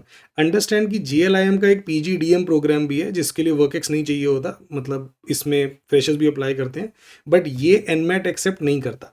एनमैट सिर्फ पीजीपीएम प्रोग्राम एक्सेप्ट करता है। ग्रेट लेक्स का गुड़गांव में कैंपस है, वो भी पीजीपीएम एक्सेप्ट करते हैं, but then again there is considerable difference between Great lakes Chennai and Great Lakes Gurgaon, but yet yes it is also an option you can consider. अच्छा, ये अगर आप सोच रहे हो कि सर ये जो स्लाइड आपने दिखाई थी थोड़ा ये सबका ऐसे करके दिखाओ, इसका भी थोड़ा और बताओ, इसमें अभी और काफ़ी कुछ ऐड होना है और काफ़ी चीज़ें कंटेक्चुअलाइज होनी है। तो मैं अभी और चीज़ों पे, जैसे कि कैंपस हॉस्टल हो गया, कैंपस और हॉस्टल लाइफ हो गई, प्रोज एंड कॉन्स, इस पर अभी नहीं जा रहा। अभी मैं सिंपली आपको बस बता रहा हूँ कि कहाँ पे आपको अप्लाई करना चाहिए मेरे हिसाब से, या यूँ कह लो कि आप जो डिसीजन ले पाओ कि कौन कौन सा बी स्कूल चूज करना है, कौन सा नहीं करना। Now after these top 2 B schools of Great lakes Chennai and NMIMS, हमारे गुड बी स्कूल कौन से हैं? उसमें ऑफकोर्स टॉप पे मेरे लिए आ जाता है एक्सआईएमबी। एक्सआईएमबी का जो कोर एमबीए प्रोग्राम है विच इज़ बीएम, वो बीएम एक्सेप्ट नहीं करता एनमैट का स्कोर, तो पहले ये जान लो। एनमैट का स्कोर कौन एक्सेप्ट करता है? एचआर प्रोग्राम एक्सेप्ट करता है, एमएमएस बीएफ ये इनका बैंकिंग एंड फाइनेंस प्रोग्राम है, बेसिकली फाइनेंस एमबीए, और रूरल मैनेजमेंट, ये तीनों एक्सेप्ट करते हैं। अब आपको इनमें से कौन कौन से प्रोग्राम को चूज करना है डिपेंड करता है। अगर आपको ये है कि मुझे रूरल मैनेजमेंट में करियर बिल्ड करना है, आपको एक क्लैरिटी है, तो बिल्कुल आरएम अप्लाई करो, एब्सोल्युटली करना चाहिए। बट अगर आप बोलते हो नहीं सर मैंने तो ऐसा कुछ नहीं सोचा हुआ, तो आप छोड़ दो, आरएम फिर आपके लिए नहीं है। ठीक है, अगेन मैं दोबारा बोलूंगा, एक वीडियो मैंने बनाई है इस पे कि बी स्कूल प्रोग्राम्स के बारे में और स्पेशलाइजेशन को लेके, वो ज़रूर देखिएगा। अगर आपका ये क्लियर है कि मुझे फाइनेंस में करियर नहीं बिल्ड करना, तो सिमिलरली आप ये MMS BF program, BF program छोड़ दो। बट अगर आप बोलते हो ये बी एफ नहीं था, ये बी एस था, सॉरी मैंने गलती से यहाँ पे बी एफ लिख दिया, बट अगर आपका ये है कि नहीं मुझे फाइनेंस में करियर बिल्ड करना है, तो आप बिल्कुल इसको अप्लाई करो। अगर आप श्योर नहीं हो तब भी इसको अप्लाई कर सकते हो। एचआर सेम जो मैंने बोला कि अगर आपको क्लैरिटी है कि मुझे एचआर में करियर बिल्ड नहीं करना, तो बिल्कुल छोड़ दो। क्लैरिटी नहीं है तो you can keep it as an option. XIMB otherwise, मतलब अभी इसमें तो बीएम इंक्लूडेड नहीं है, बट वैसे अगर मैं आपको बताऊं, XIMB is an excellent option that you all should consider otherwise. Of course बहुत सारे एग्ज़ाम्स लेता है, ये कैट भी लेता है, ज़ैट भी लेता है और ऑफ कोर्स बीएम के अलावा बाकी प्रोग्राम एनमेट भी लेते हैं। इसमें कैट और ज़ैट के थ्रू जो स्टूडेंट्स आते हैं ना 90 टू 97 परसेंटाइल उनकी होती है, कुछ-कुछ की 99 भी होती है, नॉट किडिंग। मेरा एक स्टूडेंट है जिसका मैंने इंटरव्यू लिया था last to last year, 99 plus percentiler था। He eventually joined XIMB. Of course ऐसा नहीं था कि खुशी-खुशी गया, बट अगेन ही इवेंचुअली उसको जो मिल रहा था ही डिसाइडेड कि नहीं यार ठीक है एक्सआईएमबी ले लेता हूँ। तो XIMB is a B school that should be on your radar. इसके बारे में भी डिटेल वीडियो बनाऊँगा, डोंट वरी। अभी के लिए अगर आपको एचआर, फाइनेंस या रूरल मैनेजमेंट में से कोई एक है कि जिसको आपको है कि हाँ यार this is an option that I would like to keep open, तो बिल्कुल अप्लाई कर सकते हो। Same for TAPMI and NMIMS Bangalore I would say. So while of course they have their own issues, if whether I talk about TAPMI और whether तापमी के ये सारे programme है। अब अगेन आपको तापमी का जो कोर प्रोग्राम है, अभी इसमें क्या होता है कि जितने प्रोग्राम के लिए अप्लाई करोगे ना उतनी फीस रहेगी आपकी, ठीक है। तो जैसे जैसे प्रोग्राम बढ़ाते जाओगे 750 रुपये बढ़ते जाएंगे आपके। तो ऑफकोर्स जो उनका कोर एमबीए वो तो करना ही है, बाकी जो स्पेशलाइजेशन है वो आप देख लो। इनमें लास्ट के जो 2 प्रोग्राम है, masters of business administration technology management, ये इसके लिए 2 साल का वर्क एक्स चाहिए और ये बैंगलोर कैंपस पे होता है। और दूसरा ये masters of business administration in artificial intelligence and data science, तो ये AINDS है इसको। तापमी के स्टूडेंट बता रहे थे कि हमारे यहाँ लोकली इसको हम एड्स प्रोग्राम बोलते हैं, AIDS। तो इसके लिए भी 2 साल का वर्क एक्स चाहिए। तो ये थोड़े स्पेशलाइज्ड प्रोग्राम है, ये इनको आप रहने दे सकते हो। बाकी आप देख लो कि अगर आपको मार्केटिंग के लिए आप ओपन हो तो yes this is an option you can keep. Similarly HR को लेकर अगर आप ओपन हो तो you can keep that option. बाकी कोर तो करना ही करना है सबको, बाकी स्वाद अनुसार है। अब अगेन तापनी को लेके अच्छी चीज़ क्या है, फीस 24 लाख है इंक्लूडिंग हॉस्टल, ठीक है। बहुत खूबसूरत कैंपस है इनका, हरियाली है, बारिश बहुत होती है बट अदरवाइज अच्छा कैंपस है, फैसिलिटीज़ वगैरह अच्छी हैं। 13-14 लाख का इनका कोर का पैकेज लगता है और मार्केटिंग और BKFS का भी। HR और IB का 11 टू 12 लाख। इन्फ्लेट नहीं करते, जैसा स्टूडेंट्स ने बताया कि तापनी ये नहीं करता कि इतना है तो बढ़ा के बताया। तो सोचो 24 लाख इंक्लूडिंग हॉस्टल और 13-14 लाख का पैकेज, अब बताओ कौन बेटर है। तो ये स्टूडेंट से बात करके ये ग्राउंड रियलिटीज़ पता लगती हैं, अदरवाइज काफ़ी कुछ चीज़ें फज्ड होती हैं और बहुत सारी चीज़ें तापनी के बारे में पता लगी हैं, वो डिटेल वीडियो में आपको बताऊंगा। सिमिलरली NMIMS बैंगलोर, अब अगेन फ्रैंकली मुझे तो मेरा तो मानना है कि अगर किसी स्टूडेंट का तापमी और NMIMS बैंगलोर दोनों हो जाता है तो I would recommend TAPMI to that student. अब वो अगली वाली जब पार्ट 2 बनाऊंगा इसका तो ज़्यादा अच्छे से बता पाऊंगा आपको डिटेल में। बट मोटा मोटा फिलहाल के लिए जान लो कि बैच साइज लास्ट ईयर बहुत बढ़ गया एब्रप्टली। इट वॉज 200 समथिंग, उससे 393, तो ऑलमोस्ट डबल ही हो गया। फीस 28 लाख है और एवरेज पैकेज 13 लाख है, वो भी मतलब मैं अपर एंड ले रहा हूँ, ठीक है।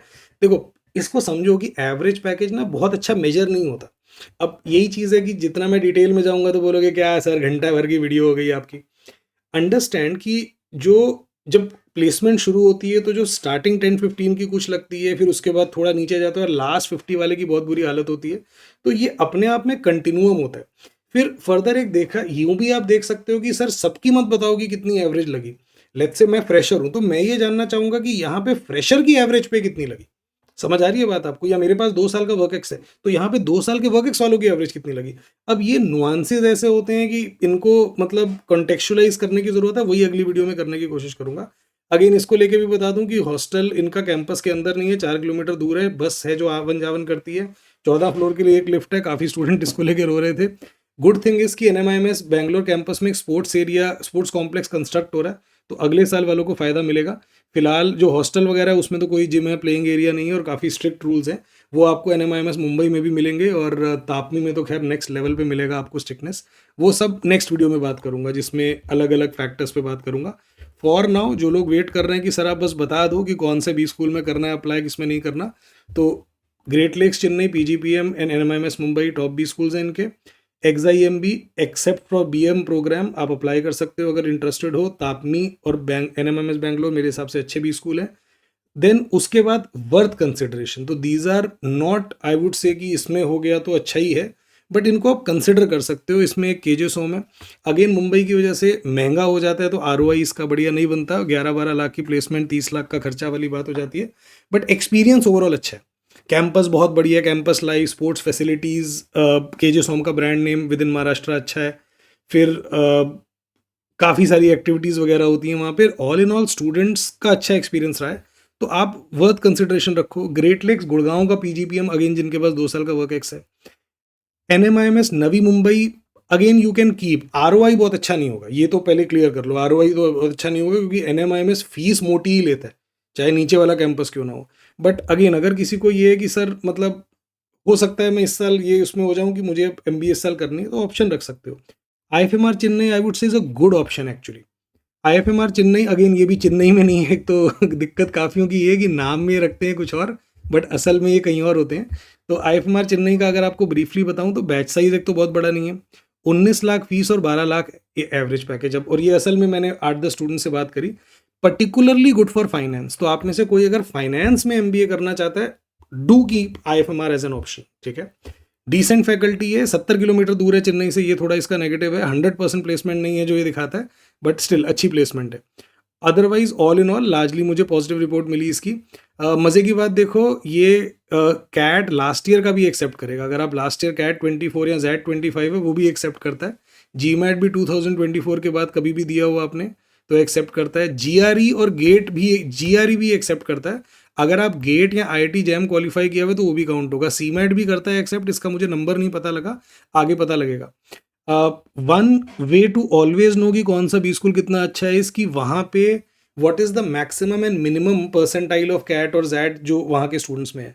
तो मैंने क्वेश्चनेयर बनाए हैं कुछ जो मैं अपने स्टूडेंट्स को भेज रहा हूँ, तो उसमें मैंने रखा है कि what is the minimum and maximum CAT percentile that you see in your batch. तो ये मुझे नंबर मिले हैं, ये मैं भी ऐड कर रहा हूँ। और तो that is how I got to know कि XIMB is actually doing very well, और even IFMR I would say has come up 75 to 90 के बीच में मिल रहा है यहाँ पे। तो there are some 90 percentilers who are joining IFMR, तो इसको आप अंडर कंसिडरेशन रख सकते हो। XDA बकोनी को लेके फ्रैंकली मेरे पास कोई इन्फॉर्मेशन है नहीं, मतलब मेरा कोई स्टूडेंट नहीं है यहाँ पे, बट कुछ कुछ इनडायरेक्ट सोर्सेज से पता लगा है। तो अगेन आप अभी के लिए चाहो तो इसकी लास्ट डेट देख लो, और अगर आपको ये है कि यार मैं एक ऑप्शन और रखना चाहता हूँ तो you may keep, otherwise I don't have any particular view on it. Then next category of acceptable B school, मतलब ये एक्चुअली में वो है कि मतलब करनी है सर, इस साल MBA करनी है, मतलब सोच रखा है यार इस साल सर MBA करनी है, कोई ठीक ठाक भी होगा तो चले जाएंगे यार, कहीं कहीं ऐसा कि जहाँ पे मैं अच्छा परफॉर्म करूँ तो आई कैन होप कि ठीक ठाक पैकेज लग जाए, तो आप ये वाले कर सकते हो। NMIMS Indore, Nagpur, ICFAI Hyderabad. अब ICFAI के बहुत सारे कैंपसेस हैं, मैं सिर्फ ICFAI हैदराबाद की बात कर रहा हूँ यहाँ पे, ठीक है। VIT Vellore institute of technology, south में अच्छा नाम है इसका। वैसे ये इंजीनियरिंग कॉलेज है, इन्होंने MBA भी शुरू कर लिया है। तो NMIMS के कैंपस ICFAI हैदराबाद और VIT, फिर कुछ कुछ लास्ट रिजॉर्ट वाले हैं, मतलब ये आई वुड नेवर, अगर आप मुझसे पूछो यहाँ जाना चाहिए, बिल्कुल नहीं जाना चाहिए। मैं तो खुल के बोल रहा हूँ, इससे अच्छा दोबारा प्रिपेयर करो। मैं तो किसी स्टूडेंट को रिकमेंड नहीं करूंगा कि इनमें से किसी भी स्कूल जाओ, आई वुड रादर से दोबारा तैयारी करो, जॉब पकड़ लो, उसके साथ साथ तैयारी करो। एक बार MBA करनी है करो तो ढंग की जगह से करो, वरना मत करो। बट अगर किसी को है कि सर जो बहुत सारे और उनके ऑप्शंस है उनमें आप बता दो कि कौन से लास्ट रिजॉर्ट हम रख सकते हैं, तो these are the ones I would say. Like I told you, कुछ कुछ ऐसे भी स्कूल है जहाँ पे वर्क एक्स चाहिए, जैसे ग्रेट लेक्स का PGPM और ISB का AMPBA। कुछ ऐसे हैं जिनमें टेक्निकल बेंट ऑफ माइंड होना ज़रूरी है, जैसे कि NMIMS का डिजिटल ट्रांसफॉर्मेशन। कुछ ऐसे हैं जहाँ पे मैथमेटिक्स और स्टेटिस्टिक्स ग्रेजुएशन में होना ज़रूरी है, जैसे कि NMIMS मुंबई का ही DM और BA बिजनेस एनालिटिक्स और डिजिटल ट्रांसफॉर्मेशन। कुछ में 60% चाहिए ग्रेजुएशन में, जैसे IFMR। तो जो एलिजिबिलिटी होती है, कुछ 50% मांगते हैं जैसे KJ सोम हो गया, कुछ 55 मांगते हैं, और कुछ IFMR जैसे हैं जो 60% मांगते हैं। एक बार मैं चाह रहा हूँ कि जल्दी से जाके, ये आपका ISB वाला AMPBA प्रोग्राम है, तो ये उनके लिए जो डेटा साइंस, मशीन लर्निंग या बिजनेस एनालिटिक्स में इंटरेस्टेड है। 2 साल का वर्क एक्स चाहिए इसके लिए भी, आप ये जॉब के साथ साथ भी कर सकते हो, जॉब छोड़ने की ज़रूरत नहीं है। यहाँ पे जो कोहोर्ट है उनका एवरेज वर्क एक्स 8 साल का है, तो यानी even though 2 years is the minimum work experience, जो आते हैं काफ़ी ज़्यादा भी होते हैं। ब्लेंडेड प्रोग्राम है, मतलब पूरा का पूरा रेसिडेंशियल नहीं है। 60% क्लासेस ऑफलाइन होती हैं, जो कि हैदराबाद या मोहाली में से किसी एक कैंपस में होंगी, बाकी ऑनलाइन होती हैं। कहीं पे भी इन्होंने प्लेसमेंट असिस्टेंस का नहीं लिखा। और मैंने आपको वो प्रोग्राम वाली जो वीडियो बनाई थी उसमें भी बताया था कि ब्लेंडेड प्रोग्राम में काफ़ी बार प्लेसमेंट का ऑप्शन नहीं होता, तो हो सकता है कि इसमें प्लेसमेंट हुई नहीं। तो आप में से जिन लोगों के लिए प्लेसमेंट मैटर करती है, you might want to give this a skip. एक बार मैं आपको यहाँ भी दिखा देता हूँ इनकी वेबसाइट पे कि कौन कौन से बी स्कूल है जो NMAT एक्सेप्ट करते हैं। तो अगेन अगर नीचे से स्टार्ट करूँ तो आप में से कोई Morocco, Hungary, south Africa, Nigeria या फिलीपींस तो नहीं ही जाना चाह रहा होगा। अगर आपको लग रहा है कि कोई बहुत बढ़िया स्कूल हुआ यहाँ पे, अगर नहीं कोई बढ़िया स्कूल नहीं है, सब छोड़ दो। इनफैक्ट अगर ये नीचे से मैं देखना चलूँ 57 ऑनवर्ड, सब बेकार है, सब कोई काम का नहीं है, इनमें से कोई जाने वाला भी स्कूल नहीं है। कुछ कुछ इनमें से आप लास्ट रिजॉर्ट मान सकते हो, वही जो हो गया VIT, UPES, शिवनादर। अब यहाँ नीचे से जब मैं देखना शुरू करता हूँ तो ये बड़ा मज़ेदार नाम है ना, SP Jain school of global management, है ना। आप बोलोगे सर SP जैन भी आता है, SP जैन भी आता है, ये वो वाला SP जैन नहीं है भाई। दोबारा ध्यान से सुन लो, ये जो आप देख रहे हो ना, ये एक अलग बी स्कूल है। तो SPJMIR एक अलग बी स्कूल है, और SP Jain school of global management, this is a different B school, and this has nothing to do with the famous वाला SP Jain Mumbai.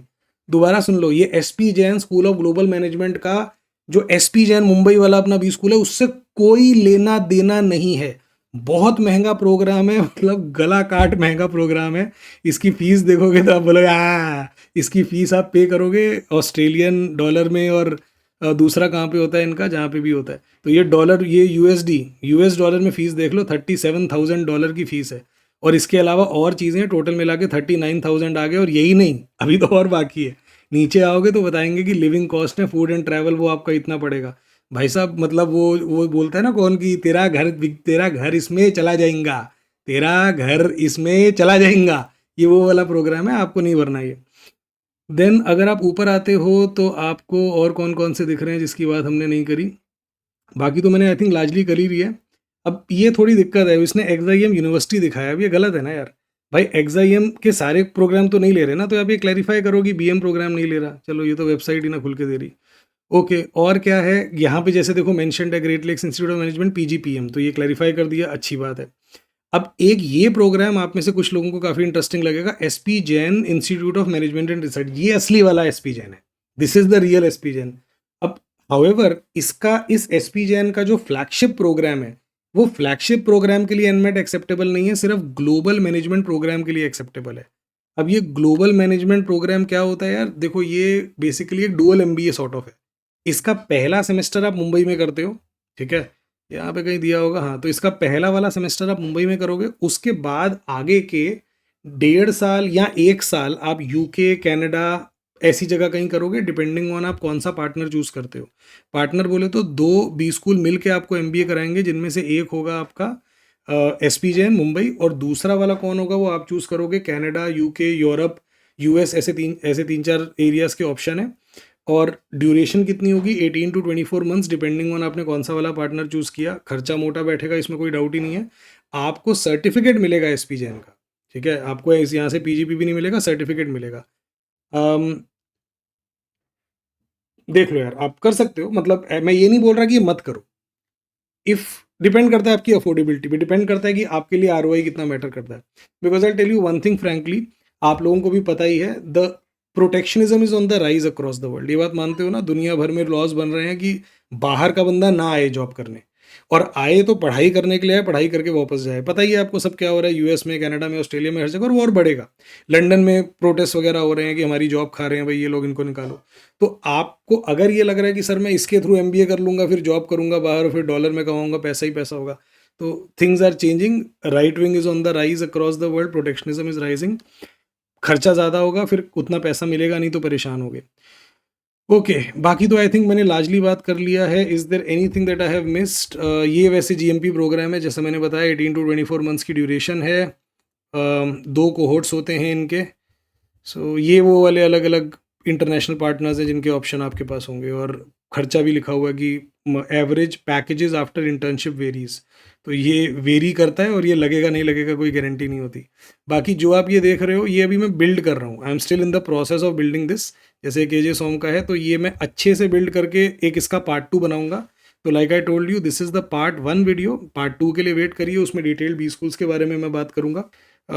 B school पुरान, make sure it is something that you should have. सारे B schools और सारे entrance exams की factual information एक जगह आपके पास, आपको चेज़ नहीं करना पड़े इन्फॉर्मेशन को। मेरे फ्री सेशंस आप ज्वाइन कर सकते हो, Lokesh RC 125 RC practice sessions करते हैं हम ट्यूसडे और थर्सडे को 4 PM हमारी आरंभ अकेडमी की ऐप पे। इसी तरीके से Lokesh VA 201 summary, parajumble, odd one out और सेंटेंस इंसर्शन की प्रैक्टिस होती है यूट्यूब पे 1 PM on Monday and Friday, ठीक है।